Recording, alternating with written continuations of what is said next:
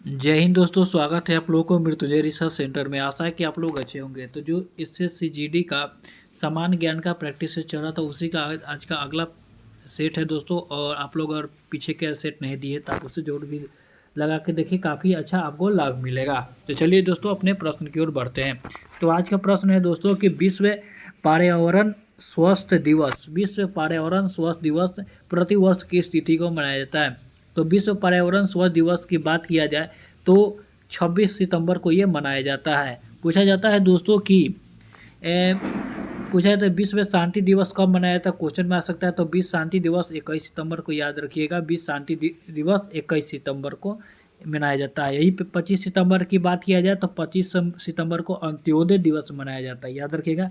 25 सितंबर अंत्योदय दिवस है। और 27 सितंबर देखना ऑप्शन में, तो उसको विश्व पर्यटन दिवस कहा जाता है। विश्व 27 सितंबर विश्व पर्यटन दिवस के रूप में मनाया जाता है।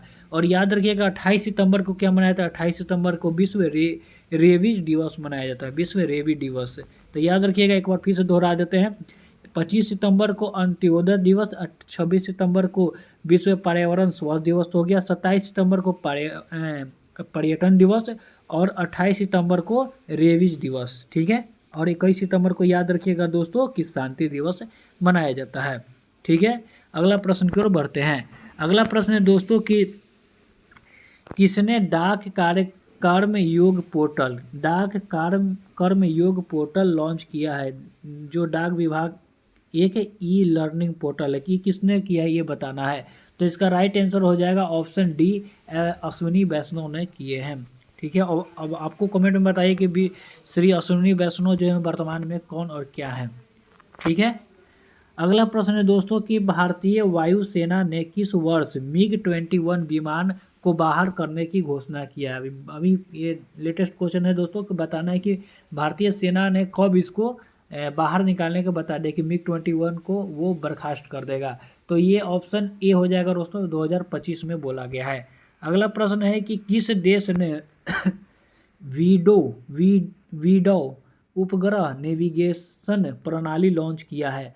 तो इसका राइट आंसर की बात किया जाए तो ये चीन ने किया है, ऑप्शन बी यहाँ पर राइट आंसर हो जाएगा, ठीक है। अगला प्रश्न है कि कोणार्क मंदिर का निर्माण किसने किया था। बहुत ही बेस्ट प्रश्न है दोस्तों, और आपको इसको जरूर से याद कर लीजिए। तो कोणार्क मंदिर का निर्माण नरसिम्हदेव प्रथम ने किया था। कोणार्क मंदिर का निर्माण नरसिम्हदेव प्रथम ने किया था, ये भी याद रखिए। अब पूछे तो कोणार्क मंदिर कहाँ है, तो कोणार्क मंदिर पुरी में है। पुरी कहाँ है, ये पूछा था पुरी कहाँ है, तो पुरी उड़ीसा में है, ठीक है, याद रखिएगा। नरसिम्हदेव प्रथम, पुरी उड़ीसा। अगला प्रश्न है कि भारतीय संविधान में पहली बार संशोधन कब हुआ, ये बताना। भारतीय संविधान में संशोधन की बात किया जाए तो 1951 में किया गया था। पहला संशोधन 1951 में किया गया था।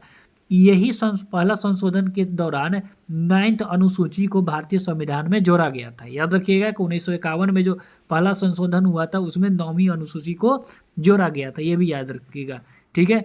अच्छा, अगर पूछा जाए, कई प्रश्न आता है दोस्तों कि भारतीय संविधान का अंतिम बैठक कब हुआ था। तो भारतीय संविधान का अंतिम बैठक 24 जनवरी 1950 को हुआ था, 24 जनवरी 1950 को हुआ था। और पूछा जाता है कि भारतीय संविधान को कब लागू किया गया, ठीक है। तो पूर्ण रूप से अगर लागू की बात किया जाए तो 26 जनवरी 1950 को लागू किया गया था। लेकिन 26 जनवरी 1950 को तो लागू किया गया था, यानी गणतंत्र हो गया, ठीक है। लेकिन पूछा जाता है कि संविधान दिवस कब मनाया जाता है, तो संविधान दिवस को 26 नवंबर यहाँ पर हो जाएगा, ठीक है। अगला प्रश्न क्यों बढ़ता है। अगला प्रश्न है दोस्तों कि निम्नलिखित में से कौन सा राज्य भारतवर्ष में रबर की खेती के लिए प्रसिद्ध है। तो रबर की खेती के लिए केरल प्रसिद्ध हो जाएगा, याद रखिएगा। रबर की खेती के लिए अब यहाँ रबर ही नहीं, यहाँ पर पूछा जाएगा नारियल के लिए कौन प्रसिद्ध है। नारियल के लिए भी केरल हो जाएगा, ठीक है। रबर नारियल के लिए केरल हो जाएगा। हाँ, ऑप्शन में दिया हुआ है कि कर्नाटक। कर्नाटक किसके लिए प्रसिद्ध है, तो कहवा, यहाँ से कहवा सबसे ज़्यादा होता है। रेशम कर्नाटक से सबसे ज़्यादा होता है, ठीक है। सोना की बात किया तो सोना भी कर्नाटक से होता है, ठीक है। और यहीं से बात किया जाए कि आंध्र प्रदेश से क्या होता है, आंध्र प्रदेश से, तो आंध्र प्रदेश से मसाला सर्वाधिक होता है, ठीक है। मसाला उत्पादन में सर्वाधिक आंध्र प्रदेश है, ठीक है, याद रखिएगा। इलायची की बात किया जाएगा तो केरल हो जाएगा उसका, ठीक है। मसाला तो आंध्र प्रदेश हो जाएगा, इसको ध्यान रखिएगा, ठीक है। और कहीं पूछा जाता है दोस्तों कि केसर के उत्पादन में कौन है, तो केसर के उत्पादन में जम्मू कश्मीर हो जाएगा, कि ऑप्शन में नहीं है लेकिन बताते हैं केसर के उत्पादन में जम्मू कश्मीर हो जाएगा। ठीक है, इस सब को आप लोग ध्यान रखिएगा। और चलिए अगले प्रश्न की ओर बढ़ते हैं। अगला प्रश्न है कि निम्नलिखित में से पूंजी का संग्रहण पुस्तक को किसने लिखा था। पूंजी का संग्रहण पुस्तक को जॉन रॉबिन्सन ने लिखा था। जॉन रॉबिन्सन ने लिखा था। ऑप्शन ए यहाँ पर राइट आंसर हो जाएगा। एडम स्मिथ को अर्थशास्त्र का जनक बोला जाता है। यहाँ पर ऑप्शन बी में है जो एडम स्मिथ, जिसको अर्थशास्त्र का जनक बोला जाता है। एडम स्मिथ का एक पुस्तक भी है दोस्तों के wealth of nation, wealth of nation, इसका पुस्तक का नाम है एडम स्मिथ का वेल्थ ऑफ नेशन।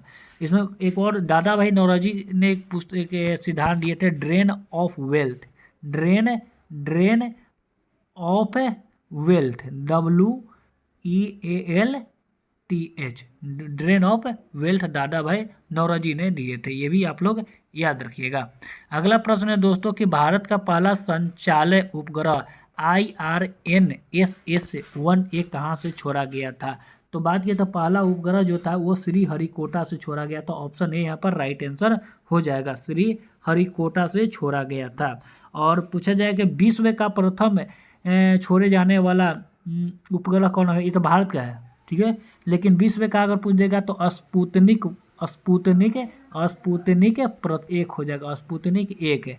ये 1957 में छोड़ा गया था रूस से। ये भी आप लोग, सोवियत संघ था उस टाइम। ऑप्शन ए इसका राइट आंसर होगा। अगला प्रश्न है कि धोने वाला सोडा का सूत्र क्या है। तो धोने वाला सोडा Na2CO3, धोने वाला सोडा यानी कि सोडियम कार्बोनेट इसको बोला जाता है दोस्तों, याद रखिएगा, सोडियम कार्बोनेट धोने वाला। और पूछा जाता है कभी ऐसा प्रश्न आता है कि धोने वाला सोडा का उपयोग कहाँ आता है, ये पूछा तो धोने वाला सोडा का उपयोग ग्लास निर्माण में आता है। धोने वाला सोडा का और उपयोग की बात करते हैं कागज उद्योग में आता है। जल की अस्थायी जो कठोरता होता है उसको कम करने में ये सब काम आता है। ठीक है, आप लोग याद रखिएगा। और ये जो धोने वाला सोडा यानी कि वॉशिंग सोडा जो हो गया, एक अकार्बनिक यौगिक होता है, अकार्बनिक है, कार्बनिक नहीं अकार्बनिक होता है। ठीक है, याद रखिएगा, अकार्बनिक है। और कभी कभी पूछा जाता है दोस्तों कि ये इसका अम्लीय होता है या क्षारीय होता है इसका घोल, तो ये क्षारीय होता है, ये अम्लीय नहीं होता, ये क्षारीय होता है। ये भी आप लोग याद रखिएगा। ठीक है, और ये आपको ये वीडियो अच्छा लग रहा है तो आपसे लाइक शेयर सब्सक्राइब भी जरूर कीजिएगा। अगला प्रश्न है दोस्तों कि हीमोग्लोबिन में धातु तत्व है। हीमोग्लोबिन में कौन सा धातु तत्व है। तो हीमोग्लोबिन में लोहा होता है दोस्तों। ऑप्शन बी यहाँ पर राइट आंसर हो जाएगा। और बात किया जाए हीमोग्लोबिन को, तो हीमोग्लोबिन में पाया जाने वाला एक लौह यौगिक होता है, उसे हीमैटिन है। याद रखिएगा, हीमोग्लोबिन में ही हीमैटिन होता है, याद रखिएगा, हीमैटिन। और ये पूछा जाता है कि हीम नामक रंजक के कारण हीमोग्लोबिन का रंग कैसा होता है, तो लाल होता है। इसमें लाल, हीमोग्लोबिन का जो रंग होता है वो लाल होता है। तो क्यों होता है, तो हीम नामक रंजक के कारण इसका रंग लाल होता है। और पूछा जाता है दोस्तों कि हीमोग्लोबिन की कमी से क्या होता है। तो हीमोग्लोबिन की कमी से कौन सा रोग होता है, तो एनीमिया रोग होता है, या रक्त क्षीणता उस भी उसको कहा जाता है, एनीमिया रोग, याद रखिएगा। अगला प्रश्न की ओर बढ़ते हैं। और अगला प्रश्न है कि थाल घाट, भोर घाट या पाल घाट भी बोल रहे हैं, इसमें नहीं क्वेश्चन में है, लेकिन हम अपने तरफ से एक पाल घाट भी बोल देते हैं कि पाल घाट। ठीक है, तो थाल घाट, भोर घाट, पाल घाट कहाँ है ये बताना है। तो थाल घाट, भोर घाट, पाल घाट ये सब कोंकण तट पर है। ऑप्शन सी इसका राइट हो जाएगा, कोंकण तट पर। और मालाबार किसको बोलते हैं, तो केरल, देखिए ये मावार लिखा है, इसको मालाबार समझिए। तो केरल के तट को मालाबार कहते हैं, केरल के तट को मालाबार कहते हैं। ठीक है, याद रखिएगा, केरल के तट को मालाबार कहते हैं। और कोंकण है तो कोंकण यानी तमिलनाडु के तट को कोंकण कहते हैं, ये भी याद रखिएगा, तमिलनाडु के तट को कोंकण कहते हैं। ठीक है, यहाँ तक शायद आपको सब समझ में आ रहा है, कोई दिक्कत नहीं होना चाहिए। ठीक है, अगले प्रश्न की ओर बढ़ते हैं। अगला प्रश्न है कि पीत का मुख्य कार्य क्या है। तो बताना है कि पीत का मुख्य कार्य क्या है। तो पीत का मुख्य कार्य की बात किया जाए तो पाचन तथा शोषण हेतु वसा का इमल्सन करना इसका काम है। और हाँ, यहाँ से प्रश्न पूछा जा सकता है कि पीत का स्राव कहाँ से होता है। तो ढेर को पिताशय मार देते हैं, जो कि गलत है। पिताशय नहीं होगा, यकृत होगा। पीत का स्राव कहाँ से होता है, यकृत से होता है। और पीत कैसा, अम्लीय है कि क्षारीय, ये भी पूछा जाता है। तो पीत जो है वो क्षारीय है, अम्लीय नहीं है, याद रखिएगा। पीत जो है क्षारीय होता है, जिसका pH वैल्यू 7.7 होता है। ये भी आप लोग याद रखिएगा। और कोई दिक्कत है तो आप लोग कमेंट में जरूर बोलिए। ठीक है, अगला प्रश्न की ओर बढ़ते हैं। अगला प्रश्न है कि कौन सा कार्बोहाइड्रेट मोनोसैकेरेट है। मोनोसैकेरेट की बात किया जाए दोस्तों, इसमें बहुत सारा आता है, मोनोसैक्रेट, डाइसैक्रेट, पॉलीसैक्रेट। तो मोनोसैक्रेट में कौन आएगा ये बताया। तो मोनोसैक्रेट की बात किया जाए तो सबसे पहले मोनोसैक्रेट बता देते हैं कि ग्लूकोज और फ्रक्टोज होता है। ऑप्शन बी यहाँ पर राइट आंसर हो जाएगा। मोनोसैक्राइड ग्लूकोज और फ्रक्टोज आता है। कभी कभी पूछा जाता है डाइसैक्रेट को होता है, डाइसैक्रेट में याद रखिए दोस्तों, अगर नहीं जानते हैं तो उसको लिख लीजिए कहीं कि maltose sucrose lactose, maltose sucrose lactose जो होता है वो डाइसैक्रेट होता है, याद रखिएगा। माल्टोज सुक्रोज लैक्टोज डाइसैक्रेट होता है। पूछा जाता है कि पॉलीसैकेराइड कौन होता है, 3 गो आता है दोस्तों, याद रखिएगा। पहले बताया मोनोसैकेराइड ग्लूकोज और फ्रक्टोज, दूसरा बताया डाइसैकेराइड जिसमें माल्टोज सुक्रोज और लैक्टोज, तीसरा बोल रहे हैं पॉलीसैकेराइड कौन होता है। तो पॉलीसैकेराइड में हो जाएगा स्टार्च, ग्लाइकोजन, काइटिन, ये सब होता है। ठीक है, पॉलीसैकेराइड, पॉलीसैकेराइड भी लिख लीजिए, स्टार्च, ग्लाइकोजन, काइटिन। ठीक है, अगला प्रश्न है कि शिखा टंडन किस खेल से प्रसिद्ध है। शिखा टंडन किस खेल के लिए प्रसिद्ध है। तो शिखा टंडन जो एक तैराकी है जो कि जिसका जो कहाँ की है ये भी प्रश्न पूछा जा सकता है। तो ये कर्नाटक की रहने वाली है। शिखा टंडन कर्नाटक की रहने वाली है और आजकल ऐसे प्रश्न बहुत सारे आते हैं। ठीक है, अगला प्रश्न है कि हिमाचल प्रदेश की दूसरी राजधानी कहाँ है। तो हिमाचल प्रदेश की दूसरी राजधानी कहाँ, उससे पहले जान लीजिए कि हिमाचल प्रदेश की राजधानी कहाँ है। तो हिमाचल प्रदेश की राजधानी शिमला है। हिमाचल प्रदेश की राजधानी शिमला है। और दूसरी राजधानी की बात किया जाए तो धर्मशाला है। ऑप्शन सी यहाँ पर राइट आंसर हो जाएगा। पूछा जाता है कि धर्मशाला में किसके लिए प्रसिद्ध है। तो धर्मशाला बौद्ध मठ के लिए प्रसिद्ध है, ये भी याद रखिएगा। धर्मशाला में ही बौद्ध मठ है। ये पूछा जाता है कि धर्मशाला में किस अंग्रेज का मृत्यु हुआ था। ये लिख लीजिए दोस्तों कि ये बहुत इंपॉर्टेंट क्वेश्चन है कि धर्मशाला में किस अंग्रेज का मृत्यु हुआ था। ठीक है, तो याद रखिएगा कि लॉर्ड एल्गिन का मृत्यु हुआ था। लॉर्ड एल्गिन का लिख देते हैं कि लॉर्ड एल्गिन, एल्गिन का मृत्यु हुआ था। एल्गिन का मृत्यु हुआ था। याद रखिएगा कि धर्मशाला में किसका मृत्यु हुआ था, लॉर्ड एल्गिन का मृत्यु हुआ था। और चलिए अगले प्रश्न की ओर बढ़ते हैं। अगला प्रश्न है दोस्तों कि चीनी यात्री इत्सिंग जो था, चीनी यात्री इत्सिंग था, कहाँ पर 3 वर्ष के लिए ठहरकर संस्कृत लिखा था। तो ताम्रलिपि में।